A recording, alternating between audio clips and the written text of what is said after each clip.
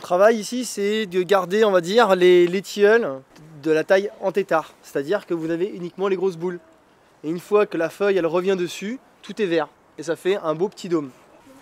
En fait, cette allée, elle a été reconstituée après la Révolution française, donc une fois que les moines sont partis, pour faire un petit clin d'œil, faire un rappel sur une de leurs activités, donc cette activité de la méditation.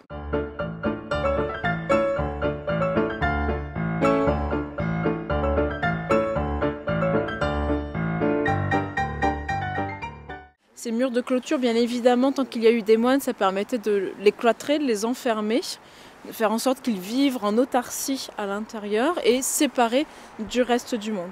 Personne n'entrait à l'intérieur de l'abbaye, il n'y a que les moines qui vivaient ici. Et ce mur, ça permettait aussi de les enfermer de manière symbolique.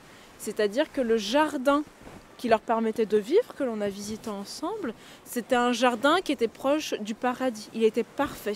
Il était contrôlé par ces moines qui l'organisaient, l'utilisaient.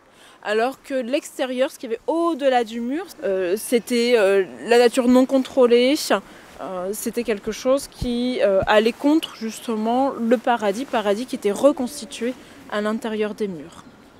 À chaque angle de l'abbaye, notamment côté est, il y a une tour en vestige, tout simplement parce qu'il y avait des remparts. En fait, ce qu'il faut savoir, c'est que la ville de Saint-Riquier, qui s'appelait Centulle autrefois, ça signifie 100 tours, parce qu'il y avait peut-être 100 tours, ou moins. En tout cas, le bourg, le village était grandement fortifié pour le protéger des invasions, parce que Centulle, qui a pu compter entre 10 et 15 000 habitants autrefois, eh bien, était au nord du royaume. Donc quand je dis invasion, il y a des Normands, des Vikings, des Anglais, des Espagnols, etc., qui ont attaqué. Et donc le but était de protéger par ces remparts à la fois la ville et l'abbaye.